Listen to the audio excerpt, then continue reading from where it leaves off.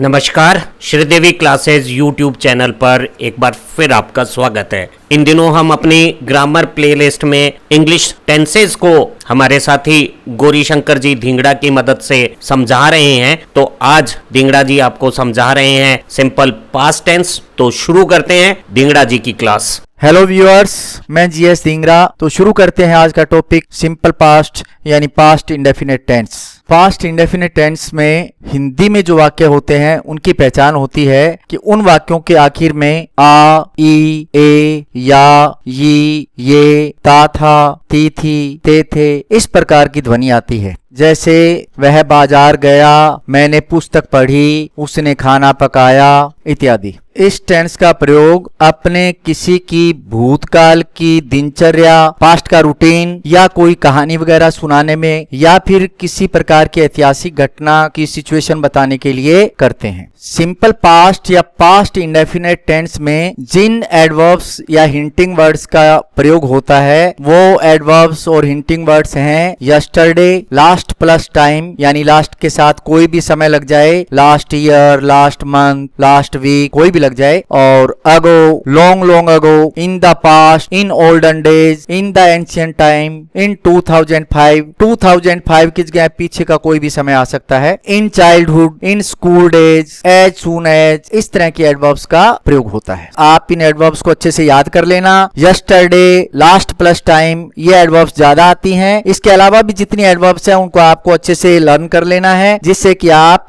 Exam में verb की सही फॉर्म भर सकें और टेंस को पहचान सकें। और इनका हिंदी अनुवाद है यस्टरडे का मतलब होता है बीता हुआ कल, और लास्ट के साथ कोई भी समय लग जाए, लास्ट का मतलब हो जाता है पिछला या गत, और साथ में जो टाइम दिया होता है उसका हिंदी अनुवाद लग जाता है। जैसे कि ईयर दिया है तो वर्ष लगा देंगे, डे दिया है तो दिन लगा देंगे। अगो का मतलब होता है पहले, लॉन्ग लॉन्ग अगो का मतलब होता है बहुत समय पहले। इन द पास्ट का मतलब होता है भूतकाल में। इन ओल्डन डेज का मतलब होता है पुराने दिनों में या पुराने समय में। इन द एंशिएंट टाइम का मतलब होता है प्राचीन काल में। इन 2005 का मतलब है 2005 में। इन चाइल्डहुड का मतलब होता है बचपन में। इन स्कूल डेज का मतलब होता है स्कूल के दिनों में। और एज सून एज का मतलब होता है ज्यों ही या जैसे ही। इन सब एडवर्ब्स को आप देख लीजिए, इन सब का संकेत पास्ट की ओर है। तो अब अपने सिंपल पास्ट यानी कि पास्ट इंडेफिनिट टेंस का पैटर्न देखते हैं। सबसे पहले अपने अफर्मेटिव का पैटर्न देखते हैं। तो अफर्मेटिव में सबसे पहले अपने सब्जेक्ट को रखते हैं, उसके बाद वर्ब की सेकंड फॉर्म रखते हैं। तो वर्ब की सेकंड फॉर्म में कुछ वर्ब्स तो अलग अलग होती हैं, तीनों फॉर्म उनकी अलग होती हैं। जैसे राइट की रोट होती है, गो की वेंट होती है, टीच की टोट होती है। कुछ वर्ब्स ऐसी भी होती हैं जिनकी तीनों फॉर्म एक जैसी होती हैं, जैसे कि पुट है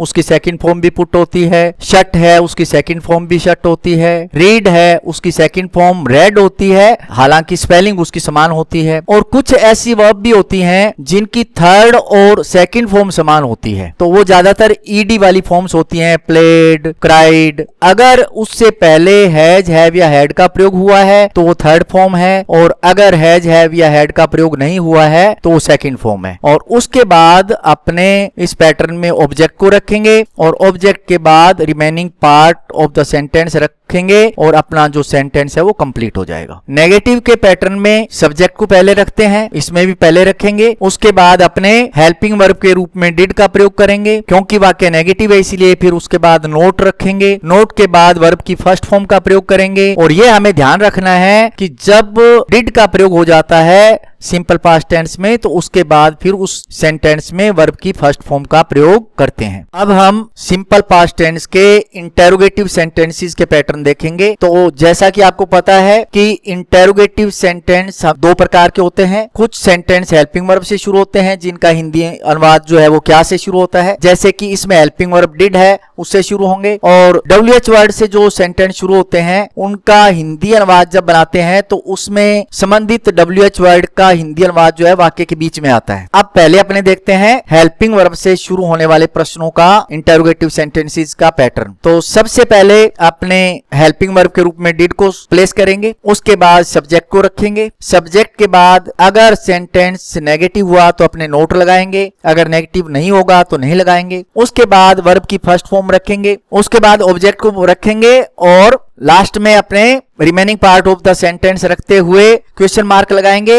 और ये बात हम हमेशा ध्यान रखेंगे कि अगर वाक्य में डिड आता है सिंपल पास्ट टेंस में तो अपने उसके साथ में हमेशा हमेशा वर्ब की फर्स्ट फॉर्म लगाएंगे। अब हम WH वर्ड से शुरू होने वाले इंटेरोगेटिव सेंटेंसेस का पैटर्न देखते हैं। शुरू में WH वर्ड आएगा, उसके बाद में हेल्पिंग वर्ब के रूप में डिड का प्रयोग करेंगे और उसके बाद सब्जेक्ट को रखेंगे। सब्जेक्ट के बाद अगर सेंटेंस नेगेटिव हुआ तो उसमें नोट का प्रयोग करेंगे और उसके बाद first form of the verb लगाएंगे और उसके बाद ऑब्जेक्ट को रखेंगे।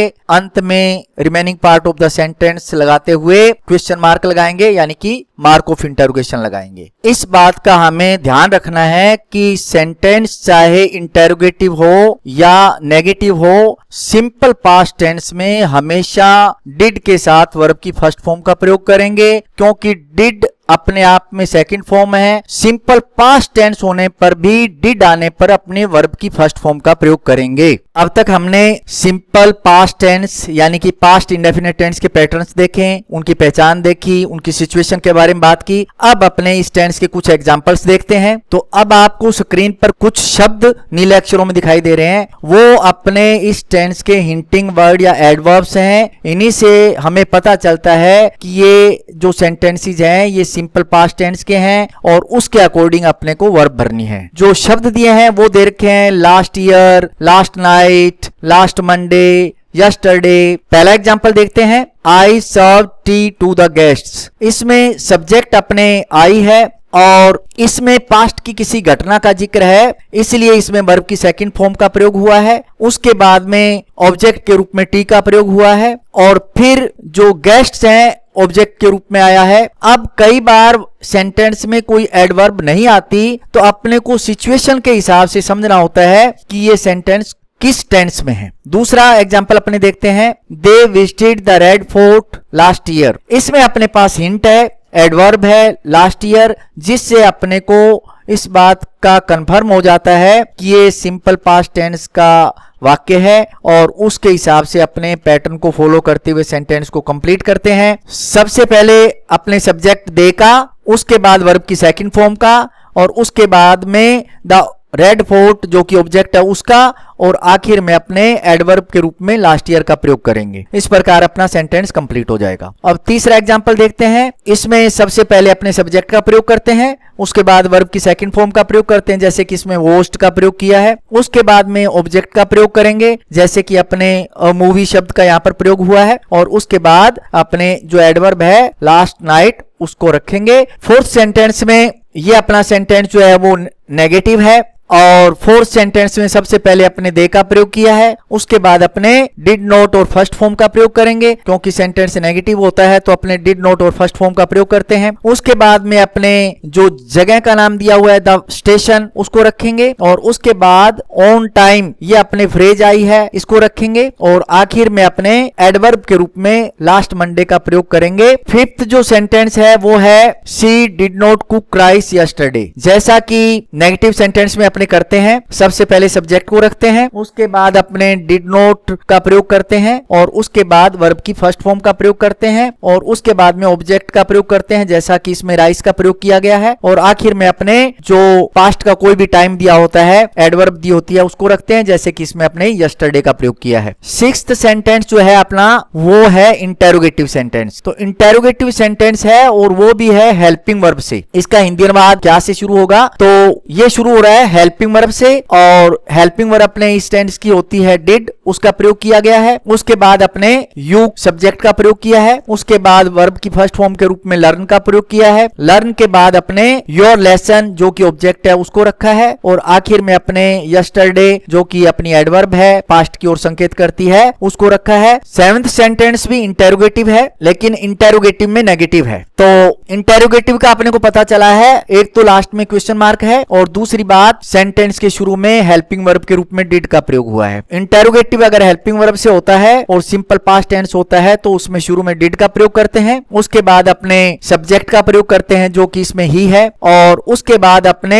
नोट का प्रयोग करेंगे क्योंकि ये सेंटेंस नेगेटिव है। उसके बाद वर्ब की फर्स्ट फॉर्म के रूप में अपने बाई का प्रयोग किया है, टॉयज यहाँ पर ऑब्जेक्ट है उसका प्रयोग किया है, और फ्रॉम द मार्केट ये अपने प्लेस बताने वाली एक फ्रेज है उसका प्रयोग किया है, और आखिर में अपने जो टाइम बताने वाला शब्द है जो पास्ट की ओर संकेत कर रहा है जिसको अपने एडवर्ब कहते हैं उसका प्रयोग किया है, और जो कि लास्ट वीक है, और आखिर में मार्क ऑफ इंटेरोगेशन लगाया है क्योंकि सेंटेंस इंटेरोगेटिव है। 8 जो एग्जांपल है अपना वो वेयर से शुरू हो रहा है और आखिर में मार्क ऑफ इंटेरोगेशन दिया हुआ है, इसलिए अपने को कंफर्म हो जाता है कि सेंटेंस जो है वो इंटेरोगेटिव है और WH वर्ड से अपने को शुरू करना है। तो शुरू में अपने जो संबंधित WH वर्ड है जैसे कि इसमें वेयर है उसको रखेंगे, उसके बाद अपने हेल्पिंग वर्ब के रूप में डिड का प्रयोग करेंगे क्योंकि सिंपल पास्ट टेंस है, और उसके बाद इस सेंटेंस का जो सब्जेक्ट है द चिल्ड्रन उसको रखेंगे, उसके बाद वर्ब की फर्स्ट फॉर्म का प्रयोग करेंगे क्योंकि आगे डिड का प्रयोग हुआ है तो डिड के साथ अपने वर्ब की फर्स्ट फॉर्म का प्रयोग करते हैं, और उसके बाद अपने ए फ्रेंडली मैच जो कि ऑब्जेक्ट है उसको रखेंगे। ऑन लास्ट संडे ये अपने टाइम दिया हुआ है, ये एडवर्ब के रूप में या हिंटिंग वर्ड के रूप में अपने आखिर में इसको प्लेस कर देंगे। 9th सेंटेंस में स्टार्टिंग में WH वर्ड के रूप में व्हाट है और आखिर में मार्क ऑफ इंटेरोगेशन है, और अपने को कंफर्म हो जाता है कि ये अपने इंटेरोगेटिव सेंटेंस है जो कि WH वर्ड से शुरू हो रहा है। तो शुरू में अपने प्लेस कर दिया व्हाट, उसके बाद अपने हेल्पिंग वर्ब के रूप में डिड को प्लेस किया, और उसके बाद अपने सब्जेक्ट को रखा जैसे कि इसमें यू है उसको रखा, और फिर वर्ब की फर्स्ट फॉर्म का प्रयोग किया है जो कि इसमें टेक है, और उसके बाद इन ब्रेकफास्ट ये अपने एक फ्रेज दी हुई है उस फ्रेज का यूज किया है, और आखिर में अपने एडवर्ब के रूप में यस्टरडे का प्रयोग किया है। 10th सेंटेंस है वो हु से शुरू हो रहा है, और हु से जब सेंटेंस शुरू होता है तो हु को अपने सब्जेक्ट की तरह ट्रीट करते हैं और उसके तुरंत बाद अपने हेल्पिंग वर्ब को रखते हैं अगर नेगेटिव सेंटेंस है तो, और अगर नेगेटिव नहीं है तो सीधा अपने वर्ब की सेकंड फॉर्म को रखेंगे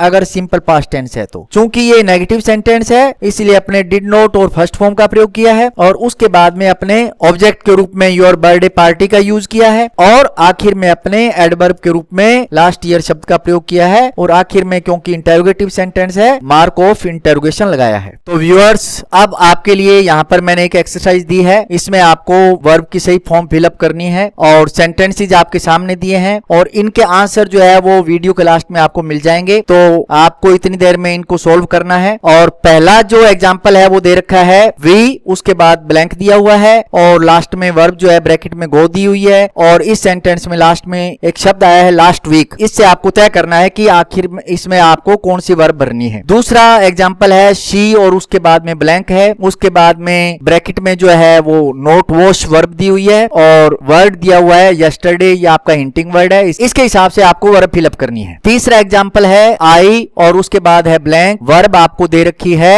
नोट पार्टिसिपेट। और फोर्थ जो सेंटेंस है वो है ही और उसके बाद में ब्लैंक है और वर्ब आपको दी हुई है वॉच, और इनमें कोई न कोई हिंटिंग वर्ड आपको दिया हुआ है। इन चाइल्डहुड से इस बात का पता चलता है कि ये सिंपल पास्ट टेंस है और इसमें उसके अकॉर्डिंग आपको वर्ब भरनी है। फिफ्थ जो सेंटेंस है उसमें दो ब्लैंक हैं और सब्जेक्ट इसमें यू दिया हुआ है और वर्ब जो है ब्रैकेट में रिवाइज दी हुई है। तो अगर दो ब्लैंक होते हैं तो एक में अपने हेल्पिंग वर्ब भरते हैं और दूसरे में मेन वर्ब भरते हैं। सिक्स्थ अपना सेंटेंस है व्हाट से शुरू हो रहा है और उसके बाद में ब्लैंक है, सब्जेक्ट इसमें पीपल है, उसके बाद फिर ब्लैंक है, यानी कि इस सेंटेंस में भी दो ब्लैंक है और ब्रैकेट में जो वर्ब दिया है वो दे रखी है ईट और इसमें हिंटिंग वर्ड के रूप में अपने इन एंशिएंट टाइम दिया हुआ है, तो आपको इसमें वर्ब फिलअप करनी है। सेवंथ क्वेश्चन है हु और उसके बाद में ब्लैंक है, उसके बाद में दिस ग्लास वर्ड दिया हुआ है और ऑब्जेक्ट के रूप में, और उसके बाद मार्क ऑफ इंटेरोगेशन है, तो इसका मतलब ये इंटेरोगेटिव सेंटेंस है और ब्रैकेट में जो वर्ब दे रखी है वो ब्रेक दे रखी है। सेवेंथ सेंटेंस में कोई भी हिंटिंग वर्ड नहीं दिया हुआ है, कोई एडवर्ब नहीं दी हुई है, और अगर इस सेंटेंस में अपने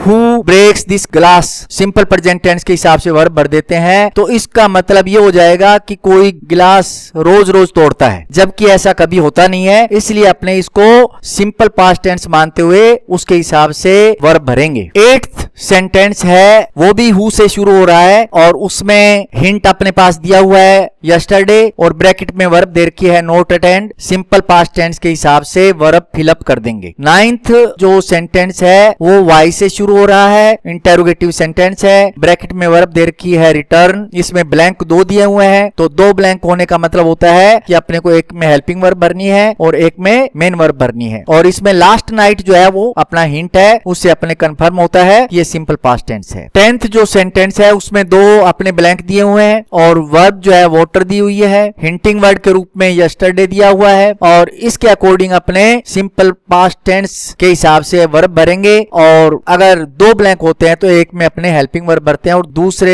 ब्लैंक में अपने मेन वर्ब भरते हैं। तो व्यूअर्स, आज हमने पास्ट इंडेफिनिट टेंस यानी कि सिंपल पास्ट टेंस के पैटर्न्स, पहचान, उनके एग्जांपल्स, उनकी एक्सरसाइज, ये सब कुछ देखा और जो एक्सरसाइज दी थी उसके आंसर्स आपके सामने स्क्रीन पर डाल दिए हैं, उनको आप मिलान कर लीजिए। व्यूअर्स, आज आपने जो इस वीडियो में देखा और समझा है वो अगर आपको अच्छा लगा है तो वीडियो को लाइक करें और दोस्तों के साथ शेयर करें और इंग्लिश ग्रामर सीखना जारी रखने के लिए चैनल को सब्सक्राइब करें। आपके वैल्यूएबल कमेंट्स का इंतजार रहेगा। मिलते हैं किसी नए इंटरेस्टिंग और इम्पोर्टेंट टॉपिक के साथ, तब तक के लिए thank you, have a nice time.